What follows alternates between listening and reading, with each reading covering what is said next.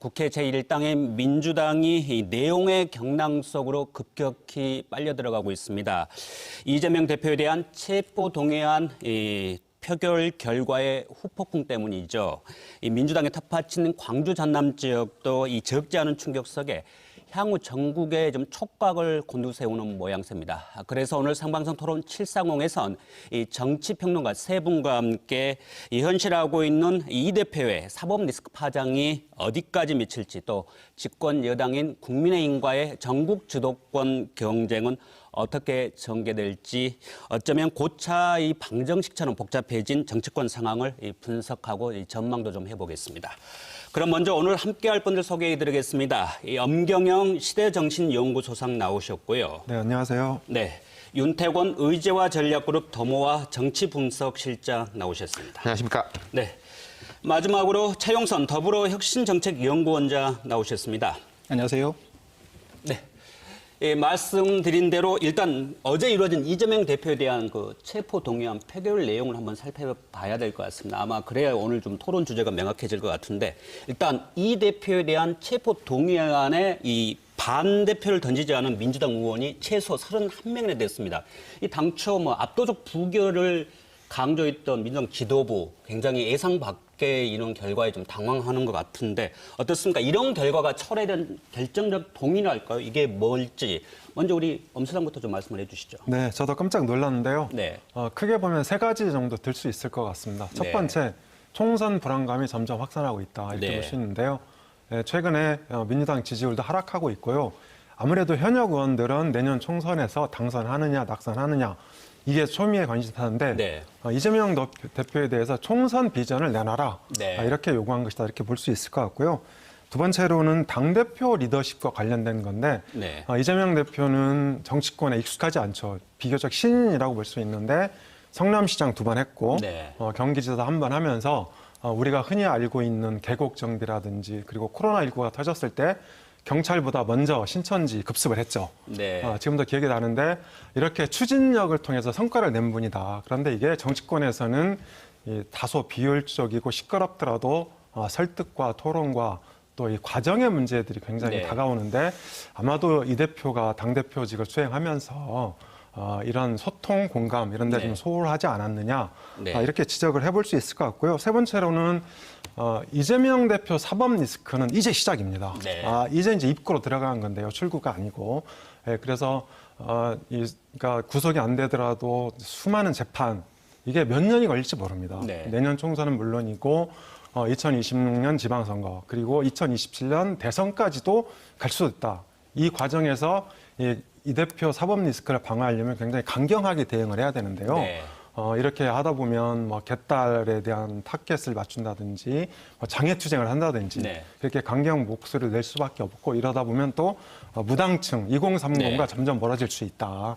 이러면서 이 당의 민주당의 기반, 지지 기반이 약화될 수 있는데 네. 이런 거에 대한 우려를 표출한 거다 이렇게 볼 수 있습니다. 예. 이 총선에 대한 불안감, 또 그리고 리더십의 약간의 부족, 그리고 또 이 사법 리스크의 장과에 따른 그런 부작용 우려 이렇게 좀 정리를 해주셨는데 혹시 우리 윤 실장의 견해는 어떻습니까? 뭐 비슷한데요. 예. 조금 더 다른 각도에서 보자면은 예. 그러니까 어제 민주당 의원들이 어떻게 판단했느냐의 기준은 저는 이 대장동 사건에 대한 검찰의 이제 영장 청구에 대한 판단보다는 네. 앞서 말씀하신 대로 리더십에 대한 판단이라고 봅니다. 리더십에 대한 특히 판단. 이제 이재명 네. 대표가 요 며칠 상관에 비주류로 분류되는 의원들도 만나가지고 설득도 하고 했다는 보도가 쭉 있었지 않습니까? 네. 근데 거기에서 제가 볼 땐 더 문제가 있었던 것이 지금 민주당 의원들이 이재명 대표한테 물어보고 요구하는 것은 자, 이번에는 부결시켜. 네. 시키겠다. 그럼 그 뒤에는 어떻게 할 거냐. 그렇죠. 예. 계속 당대표직을 유지할 거냐. 뭐 네. 당헌 80조에는 이렇게 비리 문제로 기소가 되면 이제 당직을 내려놓게 돼 있는데 이 문제를 어떻게 돌파할 거냐. 네. 아니면은 뭐 예컨대 그럼 이재명 대표가 내가 구속이 되는 한이 있더라도 당대표직을 못 내려놓는다라는 네. 대답을 한다든지 아니면 어떤 단계에 가면은 이런 식으로 바꾸겠다. 네. 뭐 공천 시스템을 어떻게 하겠다라는 질문들이 계속 있었는데 네. 대답을 안 했단 말인 거죠. 네. 거기에 대해 가지고. 그러니까 이른바 이제 비주류로 분류되는 의원들은 네. 경고를 날렸다. 네. 그리고 어제 이 표를 자세히 보면요. 제가 볼 때는 이 비주류로 되는 의원들이 스크럼을 짜서 작전을 짠 것 같지는 않아요. 왜냐하면은 예. 기권하고 무효표가 합쳐서 20표 가량 나오지 않습니까? 그렇죠. 예. 이건 이제 내 마음 나도 몰라 찬성하자니 그렇고 또 반대하자니 그렇고 하다가 이렇게 그리고 이제 뭐 이제 무냐라는 논란도 그렇고 예. 그런 거는 작전을 짜서 나온 결과가 아니라 뭐 네. 이심전심의 불안감이 표출된 네. 거거든요. 예. 그러니까 이런 결과가 나온 거겠죠. 예. 아마 공이 이제 그 민주당 의원들의 그 불안감을 같이 좀 거론도 해주셨고 또 몇 가지 다른 또 이유를 설명해 주셨는데 마지막으로 우리 최 원장 얘기를 듣고 이제 계속해서 토론해 보죠. 그러니까 이재명 대표가 비주류 의원들을 만났을 때, 비명계 의원들을 만났을 때 왜 그분들이 공천권 얘기를 했을까? 네. 이걸 생각해 보면 2월부터 사실 혁신위원회가 본격적인 활동을 시작하고 혁신위원회 안을 이제 내놓아야 될 시점인데 그것들이 예. 좀 늦춰지고 있습니다. 아무래도 체포동의안 처리 문제가 있었기 때문에 사실 안들이 좀 만들어져 있는 안들을 발표하는 시점 좀 늦추고 있는데 그 과정에서 일부 내용들이 흘러나갔고 특히 이제 선출직 그 공직자 평가위원회가 이제 만들어지게 되면 국회의원들을 어떻게 평가해서 그게 이제 총선 과정에 일부를 이제 컷오프는 아니더라도 마이너스 점수를 줘서 어떻게 보면 페널티 조항을 주는 이런 안들이 이제 구체적으로 만들어지고 네. 있는 과정에 그 내용들이 현역 의원들에게 좀 불리한 안들을 좀 만들고 있었나 봅니다. 네. 근데 그런 것들이 좀 나가다 보니까 이제 그런 문제에 대해서 이제 당 대표에게 뭔가 공천권을 어떻게 행사할 것인지를 좀 물어보고 혹은 이제는 좀 그만두게끔 해야 된다라는 뭔가 결심을 한 게 아닌가. 그래서 네. 어제의 표결은 헤어진 결심을 네. 한 의원들이 자기 의사 표현을 한 거다. 네. 그렇게 보여집니다. 네, 그러면 좀 더 저희 내용을 좀 하나하나 들어가 보겠습니다. 아마 어제 무더기 이탈에 가장 지금 충격도 받았고 좀 이 생각이 복잡해진 분이 이재명 대표 본인 아니겠습니까? 그렇죠. 네. 예, 그러면 일단 이분 오늘 행보를 보니까 학교 급식 노동자를 만나는 등 이 민생 홍보 좀 보였고요. 그리고 지금 당내 스킨십 강화로 해서 좀 뭔가 혼란상을 좀 수습하겠다, 극복하겠다 이런 건데 이런 민생 행보라든지 당내 스킨십 강화로 이 국면을 돌파할 수 있을지 예. 뭐 어떻게 보세요? 어렵다고 봅니다. 오늘 보면은 이제 기자들이 9개 질문했는데 아무것도 대답하지 않았고, 아, 네, 저그 보도 봤습니다. 뭐 예, 예. 표정도 조금 굳어 있었고 예. 민생이 중요하다 이런 말씀하셨는데 앞서 제가 지적한 거 있지 않습니까? 의원들은 물어보고 있는데 네. 거기에 대한 대답을 하지 않았기 때문에 이런 결과가 나왔다 아, 말씀드렸잖아요. 예. 오늘도 대답을 하지 않은 거예요. 예. 이 대답을 하지 않는다면 물론 대답을 한다고 해결이 될 건 아니겠습니다만은 저는 이재명 대표가 대답을 해야지 그걸 가지고 찬성도 하고 반대도 하고 토론도 하고 제3의 안을 낼 수가 있는데 네. 이 대답을 하지 않고 계속 검사 독재가 문제다 민생이 중요합니다라고 하면은 해결 안 되죠. 네, 말씀하신 대로 일단 의원들은 내년 4월 총선까지의 이 전국의 불확실성 또 그리고 여러 가지 이제 불안감이 좀 같이 결합이 된 거 아니겠습니까? 네, 그리고- 그걸 해소를 시켜줘야 되는데 그걸 못 하고 있다는 네, 건가요? 그러니까 뭐 가타부터 이야기를 안 하니까 예. 그리고 물 밑에서는 아까 이제 최영선 소장님 말씀하신 뭔가 좀 당원의 권한을 강화하려고 한다. 당원의 권한을 강화한다는 건 정당에서 좋은 일이죠. 네. 근데 지금 현재 민주당의 상황을 보면은 되게 이제 미스매치가 일어나고 있는 게 네. 전체 당의 지지율은 떨어지는데 그 당원들의 결집력은 이재명 대표를 중심으로 한 결집력은 높아지는 예. 이 이중 미스매치가 일어난단 말이에요. 그러면 이제 광주 전남 같은 경우에 뭐 조금 죄송하지만 여기는 공천이 훨씬 더 중요하다 생각하는 지역이고 예. 다른 지역은 공천이라는 장벽과 본선이라는 장벽, 이중 장벽을 넘어서야 하는 곳이니까 이런 미스매치가 예. 일어나면 의원들은 복잡해질 수밖에 없는 거죠. 예. 제가 조금만 말씀 길어지는데 소금물이 있습니다. 소금물이 있으면요. 물이 짜지면 물을 넣어야 되지 않습니까? 네. 근데 이게 소금물이 이제 짜다라고 하면 증발이 돼요. 증발된다라는 것은 중도층이라든지 조금 약한 지지층들 떨어져 나간다는 네. 뜻이에요. 그럼 소금은 그대로 있으면은 그 물은 더 짜지는 거예요. 네. 증발이 되면 될수록. 그럼 이걸 그렇죠. 해결하려면 물을 부어야 되는데 예. 자꾸 증발시키면 뭐 색출한다, 뭐 나가라 이런 게 자꾸 증발시키는 행위죠. 알겠습니다. 예, 네, 네. 이어서 말씀하시죠. 예. 그것보다는 이제 예. 이런 게 있는 것 같습니다. 뭐냐면 이제 1년을 앞두고 공천의 룰도 만들어야 되고 선거구제 개편 문제도 입장을 정리해야 되는데 네. 그 과정에서 혁신위원회가 떴고 2016년 총선이나 2020년 총선을 보면 그 현역 의원들을 어떻게 평가를 하고 새로운 사람들을 어떻게 진입하게 할 것이냐를 놓고 룰 세팅하는 과정에 네. 엄청난 내용을 사실 겪었지 그렇죠. 않습니까? 예, 예. 2016년에는 당이 쪼개지는 상황까지도 벌어졌기 때문에 근데 이제 그게 1년 전부터 이제 그거를 못을 받고 하겠다라는 게 이제 이른바 이해찬 당대표가 만들어 놓은 어떻게 보면 시스템 공천의 핵심인데 그래서 2023년 4월 전까지 그러니까 1년 전까지 당의 공천 룰을 어떻게 만들 것인가에 대한 현역 의원들 어떻게 평가할 것인가에 대한 안을 만드는 것은 굉장히 중요합니다. 네. 그렇게 되면 이제 경로 우전에 따라서 쭉 가게 돼 있기 때문에 네. 근데 그 과정에 권리당원들의 권한을 강화한다던가 혹은 평가하는 과정에 빠져있던 항목들을 집어넣고 과거에는 현역 의원 중에 30%를 어떻게 보면 부적격 사람으로 어떻게 보면 평가하는 그런 어떤 20%나 30%나 어떻게 할 것이냐를 놓고 현역 의원들이 굉장히 사실은 동요할 수밖에 없는 사안이지 않습니까? 네. 그거를 지금 이재명 대표가 만들고 있거든요. 그러니까 실제로 총선에서 이기냐 마느냐는 앞으로 1년 뒤의 일이고 엄청난 사실은 일들이 앞으로 벌어지기 때문에 그걸 지금부터 예단한다는 건 사실은 불가능한 일이고 현역 의원들로 보면 총선의 결과가 아니라 공천의 룰 세팅하는 과정에 나한테 이익이 되느냐 안 되느냐 네. 혹은 내가 뛰고 있는 지역구에 지금 권리당원들이 대선 이후로 굉장히 많이 변화가 지금 있는 상황인데 통제되지 않는 사람들이 대거 유입되는 것들을 사실을 느끼고 있는 사람들은 이걸 굉장히 위기감 있게 바라보고 있는 거거든요. 그렇겠죠. 예. 그리고 이번 설 앞두고 뭐 현수막을 붙였다든가 친 이재명계로 분류되는 신진 인사들이 그 지역을 뛰고 있다든가 이런 것들이 현실감 있게 좀 두려움으로 네. 다가왔기 때문에 이런 움직임들을 벌린 거다. 아마 현역 의원들은 특히 뭐 친명이 아니고 비명계로 분리되는 의원들은 이 친명계 인사들, 원외 인사들이 본인의 지역구에 와서 활동을 하고 있는 걸 보는 순간부터 아무래도 굉장히 위기감 느낄 수밖에 없죠. 근데 그럼 그게 그거는- 이번에 이탈표로도 좀 반영이 됐다는 얘기인가요? 네, 그 몇몇 지금 이름들이 거론되는 분들이 다 이제 그런 분들이 예. 좀 많은데 사실은 현역 의원들이 탄탄하게 지역 활동도 잘하고 중앙정치 무대에서 자기 역할을 했다고 한다면 사실 이런 게 두려운 문제가 아니거든요. 그냥 너그럽게 받아들일 수 있는 문제인데 너무 민감하게 반응하고 예. 있으면서 뭔가 헤어질 결심을 너무 빨리 해버린 게 아닌가. 말씀하신 대로 되게 민감합니다. 이거 저희들이 어떤 특정 의원들을 또 거론하기도 어렵기 때문에 이어서 어떻습니까? 지금 저희들이 얘기하려고 했던 게 어제 그 표결 결과 이후에 오늘 이재명 대표가 보여준 행보입니다. 이 민생이든 뭐 당내 스킨십을 강화한다 이런 얘기로 당내 상황을 좀 극복하려고 하는데 어떻습니까? 엄수상은 이게 가능한 건지 지금 어떻게 평가하는지 좀 궁금합니다. 네, 제가 보기엔 이제 두 분이 공천에 대해서 포커스를 맞춰서 말씀을 하셨는데 제가 보기에 공천 문제로 포커스를 맞추면 지금 사태 본질을 너무 피상적으로 이해하는 거다. 예. 그러니까 제가 보기에는 민주당은 굉장히 근본적인 문제가 있습니다.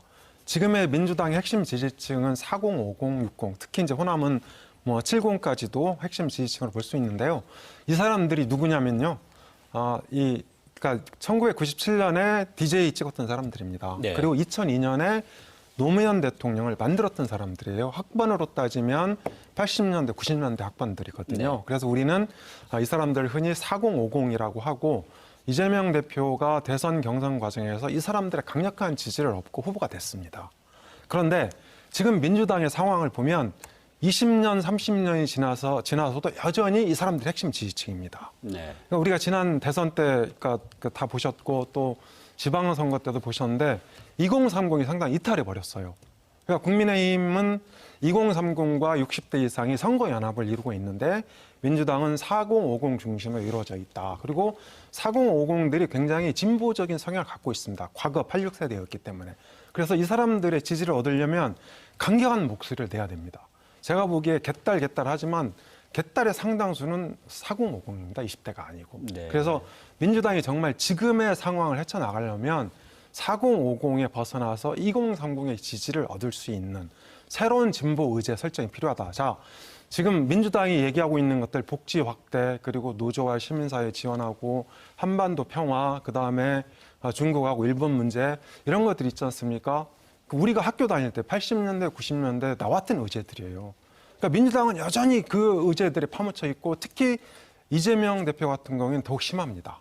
그래서 저는 민주당이 정말 지금의 문제를 해결하려면 예를 들어서 이재명 대표가 정당 지지율도 굉장히 높고 본인의 차기 주자 지지율도 굉장히 높고 이러면 지금 사법 리스크 다 해결이 됩니다.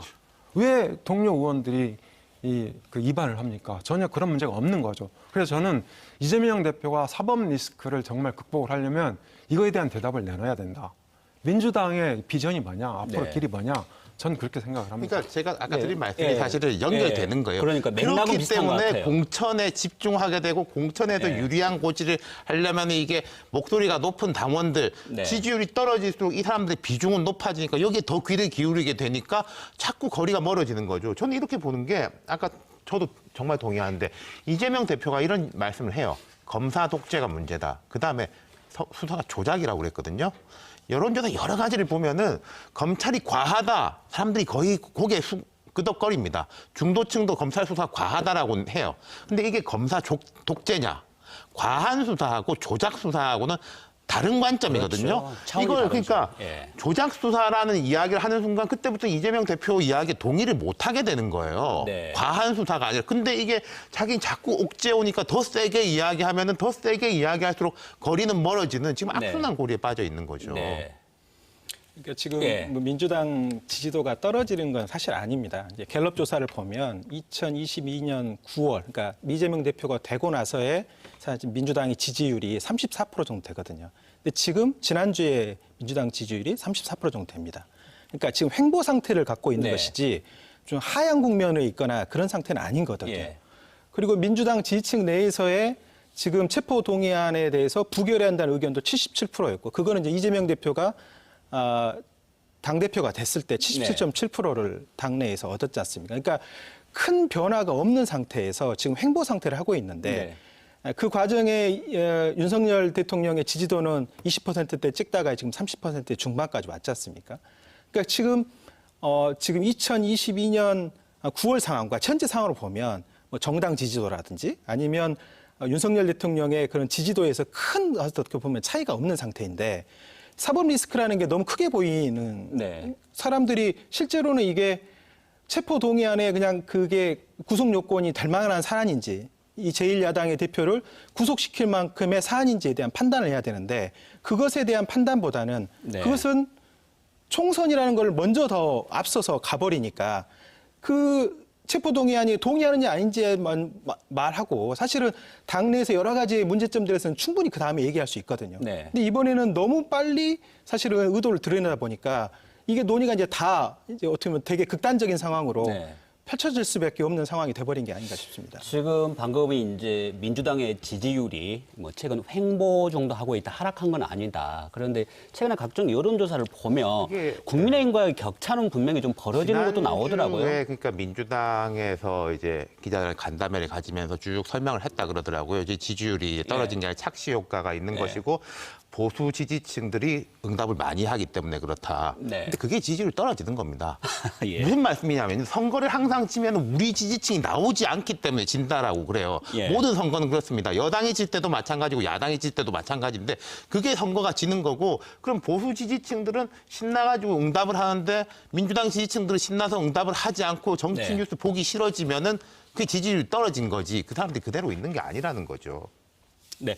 그러면 우리가 단도직입적으로 하나 물어야 되겠습니다. 지금 우리가 이재명 대표와 관련된 얘기를 하다 보면 결국 귀결되는 게 이제 어제 이후에 이제 결국은 이 부분이 가장 강조됩니다. 그러면 이재명 대표 어제 이 무더기 이탈 사태 이후에 거취를 어떻게 해야 되는 건가? 벌써 비명계에서는 리더십에 이 정도의 이 타격을 입었으면 당 대표 물러나야 되는 거 아니냐는 또 극단적 주장도 있을 수 있습니다. 또 있기도 한 것 같은데 거취에 대해서 어떻게 좀 전망들 하고 계신지.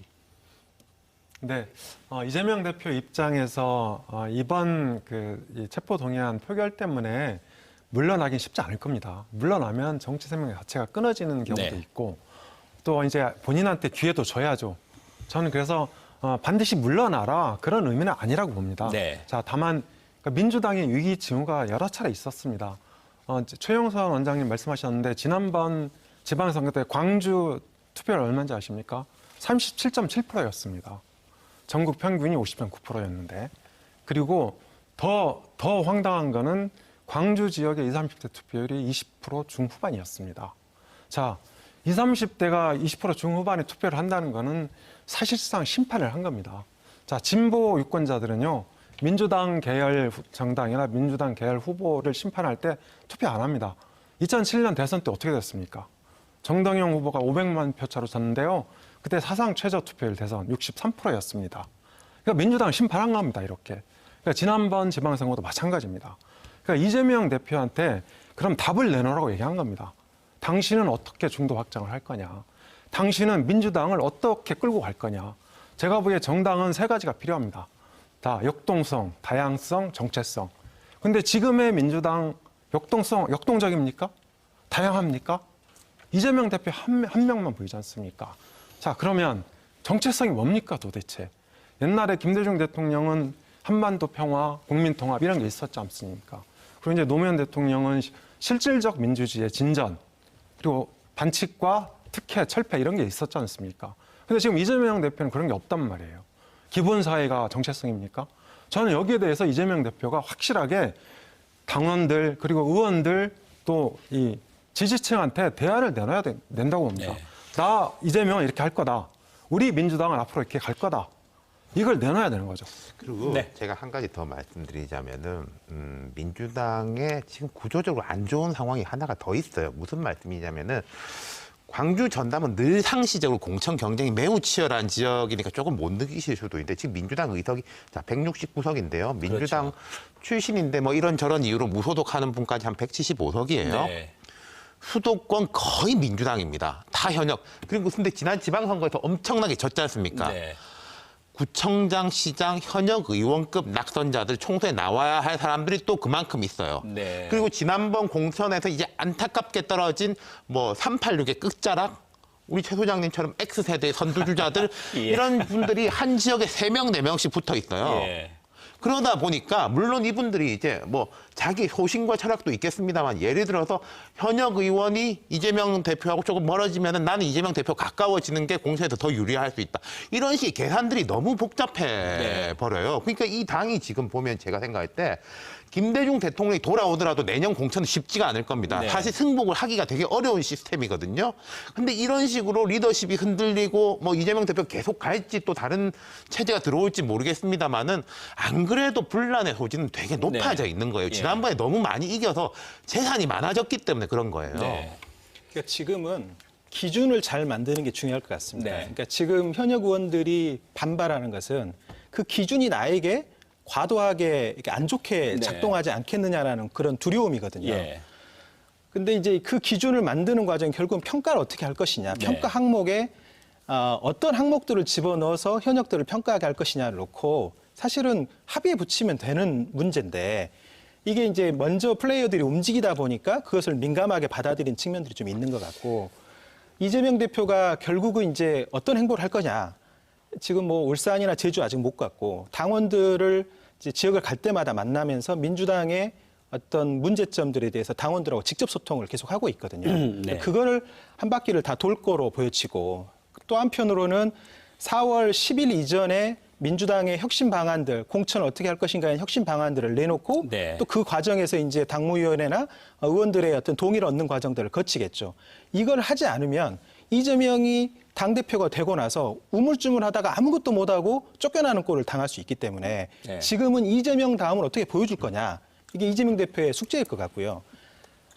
체포동의안에 이제 추가적으로 계속적으로 이제 체포동의안들이 넘어올 가능성이 좀 있죠. 근데 그걸 잘 보면 직접 수뢰를 하거나 혹은 재판을 통해서 충분히 쟁점을 따져볼 만한 그런 사안들인 경우에는 사실은 신병구속이나 이런 것들이 아니라 결국은 재판에서 하게끔 빨리빨리 기소해서 문제를 넘기면 되는데 지금 그 검찰이 계속 이거를 살라미 전술을 쓰면서 계속 활용하고 있는 거지 않습니까? 네.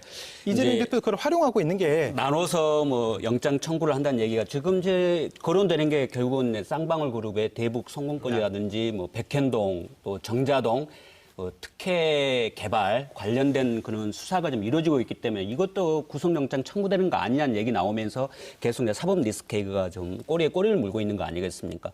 이 부분은 검찰이 어떻게 앞으로 좀 뭐 저희가 처리할 것 검찰 같아요? 전문가가 예. 아니니까. 근데 이게 문제는요. 지금 최 소장님 말씀하셨지만은 지금까지는 자 대장동 이게 뭐 맞는 거야 아닌 거야 검찰이 과한 거야 아니야에서 그건 점점 낮아지고 이재명의 리더십은 어떻게 되는 거야? 네. 민주당을 이렇게 이끌 수 있는 거야? 당 사람들은 이재명에 승복하는 거야?로 점점 바뀌는 네. 거예요. 예. 그럼 되게 어려운 싸움이 되는 거죠. 그게 더. 네, 알겠습니다. 제가 얘기를 들어봐도 뭐 저희들이 뭐 검찰이 앞으로 어떻게 할 건가 그에 따라서 또 민주당이 앞으로 또 어떻게 이걸 또 처리할 건가 부분은 좀 더 지금 오늘 당장 얘기 나눈 것보다는 추이를 지켜보고요. 좀 얘기가 나왔으니까 한 번 묻겠습니다. 결국 이재명 대표의 거취 문제와 같이 연관돼 있는 게 결국은 지금 현재 계파 갈등 아니겠습니까? 이른바 이제 친명계와 비명계 간의 갈등이 어떻게 보면 이제 어제 이후로 거의 이제 표면화되고 있다고 봐도 될 것 같은데 앞으로 전선이 더 확전으로 이어질까요? 안 그러면 조만간 봉합이 될까요? 좀 세 분은 어떻게 좀 보시는지. 검찰 문제 간단하게 짚고 넘어가죠. 예, 이렇게 말씀하시고 또 얘기 나누죠. 아마도 검찰이 어저께 뜨끔했을 것 같습니다. 왜냐하면 이거 가결되는 거 아니야? 그러니까 검찰과 윤석열 대통령과 국민의 입장에서는 예. 이재명 대표랑 민주당 계속 부결시키는 겁니다. 그렇죠. 계속 예. 부결시키면서 총선까지 예. 그리고 또 총선 이후까지도 사법 리스크가 장기화되는 거죠. 그러니까 이런 상황을 아마 바라고 있을 텐데 어제 너무 이게 이제 가결표가 많아서 깜짝 놀랐을 것 같고요. 네. 제가 보기에는 앞으로 검찰과 정부 여당이 이재명 대표에 대한 수사 재판에 대해서 상당히 속도 조절할 가능성이 있다. 그러니까 오히려 저는 민주당으로서는 좋지는 않다고 봅니다. 그러면서 이제 이낙연 대표가 6월 달에 귀국하게 이제 돼 있고 그리고 여러분들이 몸을 풀고 있잖아요. 네. 근데 이제 민주당의 고질적인 문제는 그러니까 이 누가 대안이 되느냐 이거보다는 확장성을 갖춘 사람이 대안으로 부각이 되느냐 이거거든요. 그래서 좀 이낙연 대표 보면 이제 이 전남 출신이긴 하지만은 이분도 전통적인 민주당 지지층 외에는 딱히 확장성이 부족합니다. 그리고 정세균 총리도 마찬가지고 전 총리도 마찬가지고 또 김부겸 전 총리도 조금 리더십으로 네. 보면 민주당의 대안으로 보기는 어렵습니다. 그래서 민주당이 정말 이 지금의 상황을 이제 타파하려면 확장성 문제를 정말 고민을 해야 됩니다. 네. 그리고 아까 제가 말씀드린 그럼 민주당의 진보 우제들을 어떻게 할 거냐. 그러니까 국민연금에 대해서 계속 미연적으로 이제 끌고 갈 거냐. 오히려 정부 여당이 그런 이슈들을 다 선점해 가고 있단 말이에요. 이런 거에서 그러니까 이 민주당이 정말 토론에 뭐 각종 어떤 의견 수렴 절차를 거쳐서 민주당의 새로운 정체성을 내놓고 그리고 거기에 걸맞는 대안 인물들을 찾아야 됩니다. 네.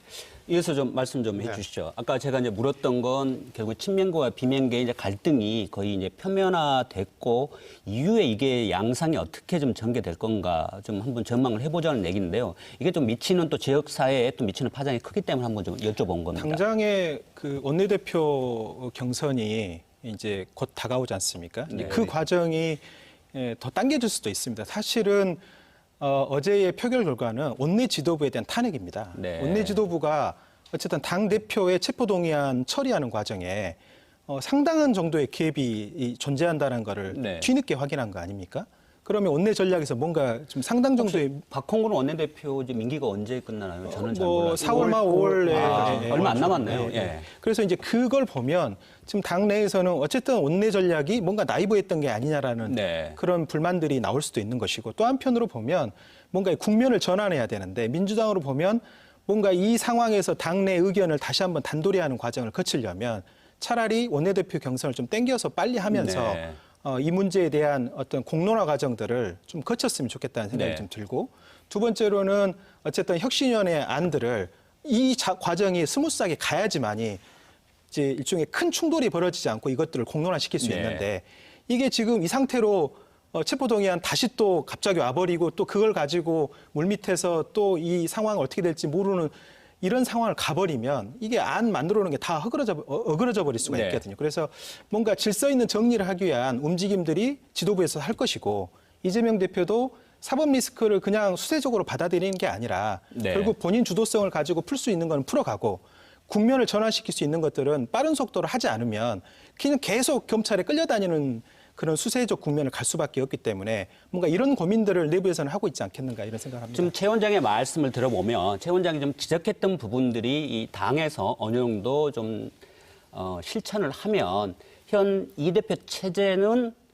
흔들림 없이 계속 갈 수 있다. 좀 긍정적으로 보시는 좀 저는 뭔가 이렇게 시각이신가요? 그러니까 지금 마무리를 하고 국면을 전환시켜야 되는데 네. 지금 이 상태는 되게 지금 패닉 상태이지 않습니까? 예. 이 패닉 상태를 이재명 대표가 뭐 사퇴하느냐 마느냐 갖고 정리할 수 있는 문제는 아니고 네. 예. 그런 다른 방법으로는 어쨌든 이건 원내 전략의 실패다. 예. 이 문제를 가지고 뭔가 다시 전열을 정비하고 네. 다시 뭐 체포동의안 문제라든지 앞으로 민주당이 처리해야 될 것들을 좀 아까 엄 소장님 말씀하셨지만 민생 문제에 있어서 지금 민주당이 가야 될 곳에 민주당이 지금 없는 거거든요. 네. 그러다 보니까 자꾸 이 검찰의 이 어떤 공세만 부각되는 측면들이 좀 보이고 있고 앞으로 1년 내내 그러면 민생 현장에서 민주당이 170석, 180석을 만들고 민주당한테 뭔가 제대로 한번 해보라고 국민들이 몰아줬는데 네. 특히 호남에서는 절대적 지지를 몰아줬는데 아무것도 한 게 없이 손에 잡히는 거 없이 이게 지나버리면 총선 승리를 한들 그게 무슨 의미가 있다고 사람들이 느끼겠습니까? 그런데 말씀해 주신 그런 수습 방안들에 대해서 과연 비명계가 동의하고 이런 힘을 거 실어줄까요? 같습니다. 아까 제가 네. 말씀드린 본질적으로 이재명 대표가 이야기를 해야 되는 거예요. 네. 원내대표 경선 중요한데, 근데 이제 최 소장님 말씀에 제가 동의하는데, 자 원내 지도부가 잘못했다. 뭘 잘못했냐? 두 가지가 있는 거죠. 어떤 사람은 제대로 못 짜가지고 이재명 대표의 방어의 전술을 잘못 짜서 잘못한 거다. 네. 가 있고 어떤 사람은 너무 이재명 대표 가까워가지고 원내대표하고 당대표 딱 붙어가지고 한 목소리니까 잘못한 거다. 네. 이거는 의견이 정나는 거기 때문에 예, 그렇죠. 그거는 이제 예. 같이 이렇게 해결할 수 있는 문제가 아닌 거고요.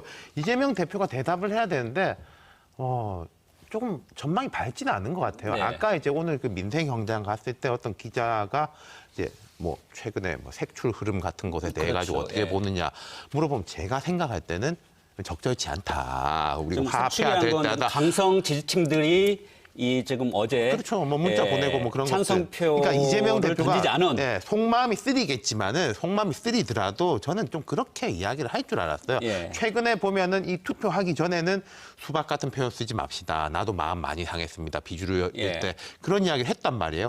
그랬으면은 조금 오늘 그래도 나았을 건데 거기에 대해서 대답을 안 한 것이 예. 조금 좋지 않아 보이더라고요. 질서 있는 정리를 하기 위한 예. 고민들을 하고 있을 거로 보여지고요. 결국은 말이 아니라 행동으로 보여져야 되기 때문에 그리고 오늘 뭐 정성호 의원도 페이스북에 어쨌든 담담하게 어떻게 보면 뭐 지금 친명계 수장이라고 네. 사람들한테 알려져 있는데 정성호 의원도 글을 올리기 시작했고 그러니까 좀 절차를 밟아서 네. 뭔가 메시지가 나오지 않을까 싶습니다. 예, 제가 말 실수한 게 이 강성 지지층들이 지금 표적으로 삼고 있는 분들은 이 반대표를 지금 의심되는 던지지 않은 오늘 그런 뭐 저기 확인해 비명계 보니까 의원들을 지금 오늘 하게 보니까 이제 광주시당이나 이 광주 지역 국회의원들한테 무슨 항의의 문제가 아니라 울분을 토하는 전화들이 많이 예. 왔답니다. 어떻게 이럴 수가 있느냐. 그러니까 당 대표의 목을 어떻게 저렇게 그냥 덜렁 넘겨줄 생각을 할 수 네. 있느냐라는 식의 항의 전화가 굉장히 많이 왔답니다. 그래서 그런지 오늘 저희 언론 보도를 보니까 지역의 보도입니다. 이 좀 약간 비명계로 분류되는 의원들 중심으로 해가지고 상당히 지금 뭐랄까 숨고르기 그리고 가급적 발언도 자제하고 어제 무슨 모임도 있었는데 취소할 정도로 굉장히 지금 향후 이런 추이에 대해 민감하게 반응을 하고 있더라고요. 그런데 과연 또 이게 이 당의 민주주의에 대해서 또 바람직한 거에 대해서는 또 다른 고민인 것 같아요. 울분을 토하는 분들은 아까 제가 말한 소금물 이론에 적용할 수 있을 것 같고요. 네. 근데 비명계도 이런 건 있을 것 같아요. 사실 제가 볼 때 비명계라는 거는 친명이 아닌 사람들의 모임이지 어떤 정체성이라든지 리더십이 있는 게 아니지 않습니까? 네. 그럼 이분들도 어제 놀랐을 거예요. 아니 숫자가 이렇게 많나? 예. 그렇다면 앞으로 원내대표 경선이든지 이런 데 대해서 어떻게 그럼 우리는 우리의 책임성을 가지고 나설 것인가, 뭐 누구를 좀 이렇게 앞장 세울 것인가에 대한 고민들이 진행되겠죠. 그러니까 네. 이분들도 그런 고민이 있어야지 뭔가 이재명 대표한테 구체적으로 요구할 수 있는 거지 당장 뭐 움직이긴 쉽지 않을 겁니다. 근데 수박 얘기 나왔으니까 예. 한 말씀 드리고 넘어가겠습니다. 이게 이제 수박이라는 게 이제 은어지만 겉과 속이 다르다는 그런 약간 비속어 같은 표현인데 예, 이해해 그렇습니다. 주시고 시청자 들어주면 그렇습니다. 고맙겠습니다. 저는 예. 이제 수박을 되게 좋아하는데요. 예. 그러니까 사실 이제 작년 대선과 지방선거에서 진 것은 수박을 확보하지 못했기 때문에 진 겁니다. 네. 거꾸로 얘기하면. 그러니까 민주당은 수박을 색출할 게 아니고 수박을 포용해야죠. 그리고 저는 최 원장님이나 윤 실장님 두 분 다 말씀하셨는데 물론 정치적으로 원내대표를 다시 선거를 한다든지 뭐 이런 또 이제 공천 약속을 한다든지 이런 식으로 해서 지금의 국면 전환을 시도할 수는 있다고 봅니다. 근데 저는 그런 방식은 너무 자른 수다, 잔수다. 네. 그러니까 저는 이재명 나온 이 정통 돌파, 정면 돌파 이런 걸 선택해야 됩니다. 자, 지금까지 내가 뭐가 잘못됐다. 앞으로는 당을 이렇게 이끌겠다. 한 번만 더 기회를 다오. 뭐 이런 식의 어떤 대전환 같은 게 필요하다고 봅니다. 자, 이렇게 하시죠. 저희들이 이제 토론 시간이 한 10여 분 정도밖에 남지 않았습니다. 저희들이 이제 국회 제1당인 민주당 얘기를 했는데 또 함께 전국 주도권 경쟁을 하는 집권 여당 얘기 안 할 수 없지 않겠습니까? 그러면 국민의힘 얘기 잠깐 해보겠습니다. 최대의 관심사는 뭐 당대표 뽑는 전당대회 아니겠습니까? 현재까지 당대표 좀 레이스를 보면 김기현 후보의 1강, 나머지 후보의 3중 이렇게 얘기를 하는데 좀 판세들을 어떻게 보는지 세 분의 얘기를 간단히 듣고 좀 이어서 얘기를 나누면 어떨까 싶습니다. 예, 1강 3중이라기보다는 예. 이제 뭐 1강 1중 2약 뭐 이런 약간 차이는 있는 것 같아요. 예. 그러니까 지금 김기현 후보가 앞서 있는 거는 분명한 예. 건데 근데 이게 또 이제 이재명 대표에 대한 이 네. 당 같은 경우에도 영향을 미칠 거란 말이에요. 네, 오늘 국민의힘 뭐 사람들한테. 당 대표 네 분이 다 아전 인수식으로 어제 사태에 대해서 네. 본인한테 유리하게 해석을 그러니까 막 했더라고요. 다 지금까지는 뭐 이재명을 맞설 사람 내가 이재명한테 이긴다 이런 거였는데 사실은 국민의힘 지지자들이 이제는 아까 엄선님 말씀하신 것처럼 머릿속에서 돌아가는 거는 이재명이 없을 수 있겠다 다음 총선 때는. 네.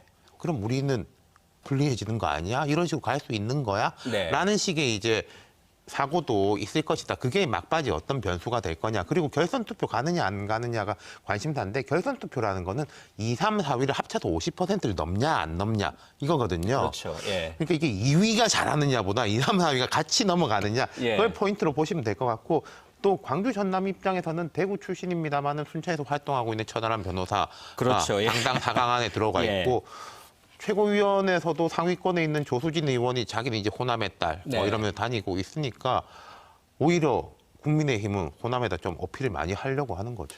네, 그런데도 불구하고 이제 뭐 당 대표도 후보들이 거의 이제 광주 전남 지역을 찾지 않다 보니까 좀 아쉬움을 토로하건 부분이 있습니다만 방금 얘기 나왔으니까 천하람 후보 얘기는 좀 이따 하고요. 일단 판세 어떻게 보는지 두 분 얘기 좀 듣고 좀 마저 얘기를 나누죠. 역시 안철수 후보가 아무 말도 하지 않으니까 아무 일도 일어나지 않는 그리고 처음 시작할 때 지지율이 제일 높고 끝에 가서는 이제 계속 낮아지는 이런 현상들이 벌어지는 것 같습니다. 네. 그리고 지금 윤석열 대통령과 국민의힘 지지층 간의 동조화 현상이 계속 강화되고 있거든요. 네. 예전에는 지지층 중에 한 절반 정도밖에 사실 윤석열 대통령 국정 운영을 지지하지 않았는데 지금 70%를 넘어가고 있고 그렇기 때문에 사실 윤석열의 마음을 잘 알 수 있는 대표를 누구를 뽑을 거냐라고 이렇게 흐름이 몰아져 가는 게 아닌가 싶고 예. 다른 이슈가 없이 이대로 가버리면 그냥 결선 투표 없이 그냥 김기현 후보의 네. 압도적인 승리로 끝나지 않을까. 예, 이렇게 김기현 생각합니다. 후보의 이제 승리를 좀 점치셨습니다. 결선 투표도 없을 수도 있다. 네. 예. 네, 당초 국민의힘 경선 룰이 100% 당원으로 결정됐을 때 흥행은 물 건너갔다 이렇게 다들 생각했잖아요. 네. 근데 생각보다 이제 재밌게 전당대회를 네. 치르고 있고요. 그것은 김기현 후보와 안철수 후보가 엎치락뒤치락했다 중간에. 물론 이제 지금은 두 분 말씀하신 대로 어느 정도 정리가 돼 있는 것 같아요. 그리고 네. 안철수 후보가 늘 그랬는데요. 그러니까 이 출발은 창대했는데 끝이 좀 흐지부지 네. 뭐 이런저런 전략 미스를 통해서 하고 있다. 이렇게 볼 수 있을 것 같고요. 국민의힘 전당대회에서 이제 하나 또 포인트가 있는 게 당내에서 네거티브가 잘 안 먹힌다. 네. 이런 부분이 이번에 다시 입증이 되는 것 같아요. 막판에 울산 땅 투기 의혹이 나왔는데 오히려 어대현, 그러니까 어차피 당대표는 김기현. 네. 이런 어대현 분위기만 강화시켜주고 있는 게 아닌가. 저는 예. 두 가지 다른 포인트를 이야기하고 네. 싶은 게요. 안철수 후보 입장에서는 저는 어쩔 수 없다고 봐요. 이렇게 갈 수밖에 없어요. 네. 만약에 안철수 후보가 뭐 약간 이제 호사가들이 이야기하는 것처럼 천하람처럼 한다? 그러면 이 당에서 네. 버틸 수가 없게 되는 거기 때문에 네. 샌드위치 신대가 되더라도 이 포지션을 지킬 수밖에 없다. 네. 끝까지. 저는 이제 이 포지션을 지킨 게 오히려 잘했다고 좀 칭찬해주고 싶은 게 있고 예. 두 번째로는 민주당이 되게 저는 이 지금 좀 뭐랄까 걱정하면서 봐야 된다고 생각하는데 네 사람의 후보가 뛰어난 게 아니라 국민의힘 당원들의 전략적인 수준입니다. 네. 보통 대통령 이런 식으로 하면은 끝났어야 돼요. 네. 원사이드 끝나야 되는데 흥미롭게 계속 진행되고 네. 그 내쳐진 이준석, 천하람 여기도 일정한 세를 형성하고 그러니까 제가 볼 때는요 국민의힘 당원들이 탄핵 겪었죠. 네. 태극기 뭐 이런 거 겪었죠. 예. 황교안 이렇게 해가지고 한번 또 이렇게 겪어봤죠. 네. 정말 실패를 거듭하면서 이분들은 이준석이라는 대표 세워보고 네. 당 바깥에 있던 윤석열이라는 후보 대통령을 만들어보고 그러면 훨씬 더 조금 전략화가 돼 있는 게 있어요, 분명히.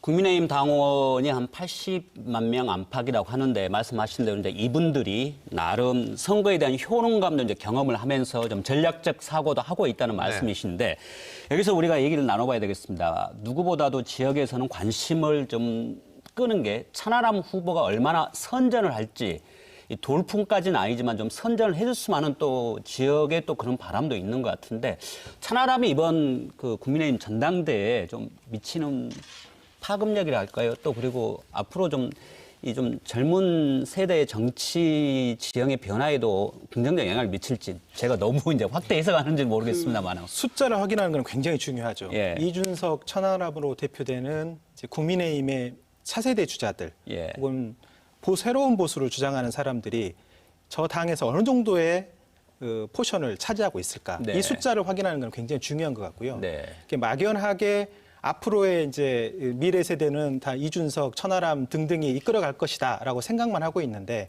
이번 전당대회를 통해서 그 숫자를 확인한다라는 것은 천하람의 정치적 미래도 그렇지만 예. 앞으로 20, 30대의 젊은 보수들이 국민의힘으로 이렇게 쏠려가게 하는 또 그런 요인으로 작용할 수 있기 때문에 지금 굉장히 사실은 관심 있는 것은 김기현 후보가 되느냐 안 되느냐 문제가 아니라 네. 천하람 후보가 과연 몇 퍼센트의 네. 득표율을 얻느냐 이것도 굉장히 주목해야 천하람 한다고 생각합니다. 후보 득표율은 좀 낮아질 거예요. 이런 선거는 막판으로 가면 그렇죠. 1위로 몰리기 예. 때문에 저는 이미 확인됐다고 보고 그리고 제가 자꾸 민주당이 긴장해야 된다고 드린 말씀이 예. 이준석이 이제 뭐 자기 책임도 있겠지만 꺾였는데 천하람이 또 다시 등장했습니다. 그럼 네. 이게 일회성이 아니라 이제 국민의힘 계열 정당에서는요 86년생, 87년생들이 이렇게 당권 도전하고 하는 게 어색하지 않은 거예요. 네. 당연한 걸로 받아들이고 총선 네. 때도 제가 보면 당협위원장들 80년생들 수두룩한데 또 이 사람들이 천하람 위원장도 지금 순천이고 이준석 대표도 저 노원병이지 않습니까? 네. 거의 또 험지들에 나가 있어요. 그렇죠. 예. 그럼 여기에 대해 가지고 민주당은 정말로 심각하게 예. 생각해야 돼요, 사실. 우리 최용선 소장님이면 되게 지역에서 젊다, 이제 뭐 청년 이렇게 들리는 걸로 아는데 이 사람들보다 이미 10년 위지 않습니까? 예. 그럼 민주당이 문제 심각한 거죠. 특히 수도권에 미치는 영향도 클 수 있겠네요. 그럼요. 예. 특히 2030 수도권의 2030 세대가 민주당을 지지하지 않고 있기 때문에 예. 거기서의 수도권 싸움에서 사실은 천하람의 돌풍이 네. 민주당이 굉장히 아쉬운 대목으로 작용할 가능성이 민주당 입장에서 분명히 그렇겠고 이게 내년 총선까지 이런 분위기들이 이어지면 그러니까 이런 거 자, 상당히 파급력이 천하람이 크다고 볼 수도 있겠네요. 김기현하고 동등하게 서서 안철수와 동등하게 서서 치고받고 하는 모습이 어색하지 않다. 네. 이것이 굉장히 국민의힘의 좋은 성과라는 지점이네요. 거였죠. 예. 네. 문 네. 소장님은요? 네, 저도 이제 비슷하게 보는데요. 그러니까 국민의힘에서는 사실은 청년 정치가 여전히 살아있다. 그러니까 지난 지방선거 끝나고 사실은 이제 토사구팽 되지 않았습니까? 이준석 네. 전 대표를 비롯한. 그런데 이번에 전당대회 때 여전히 살아있음을 보여줬고요. 그리고 윤석열 대통령은 어차피 레임덕으로 갈 수밖에 없습니다. 임기 말로 갈수록. 그게 이 운명 같은 거 아닙니까? 네. 그러면 이준석, 천하람 이런 사람들의 시대가 또 온다. 저는 그런 네. 면에서 국민의힘이 굉장히 역동적이고 또 다양성을 갖고 있다. 특히 민주당은 이런 면에서 좀 이렇게 우리가 박지원 전 비대위원장 쫓아냈지 않습니까? 네. 그런 거를 좀 깊이 성찰해야 된다 이렇게 생각합니다. 네. 저희들이 여야의 전국 주도권과도 관련된 얘기들을 좀 같이 나누고 있는데 이거 하나 좀 묻겠습니다. 이 며칠 새에 또 이슈가 됐던 게 물론 어제 사태 때문에 좀 묻히긴 했습니다만 계속 굉장히 이것도 뇌관이 되고 폭발성이 큰 게 그 정순신 변호사의 학교 폭력 아들의 문제 또 인사검증 부실 문제 거기서 파생되는 각종 공정에 대한 또 우리 사회의 내로남불의 좀 논란 어떻게 이 전국에 미칠까요, 영향을? 되게 큰 사안인데 단기적으로 보면은 윤석열 정부에서 거의 최초로 빨리 정리를 했다. 네. 주말 사이에 하루 만에. 분명한 하루 만에 했죠. 네, 그렇죠. 그리고 뭐 대통령도 뭐 유감 비슷하게 하고 또 이재명 대표 건에 좀 묻혀 있다. 그러니까 이 사람을 계속 끌고 가면은 네. 커질 텐데 좀 잘리는 감이 있어요.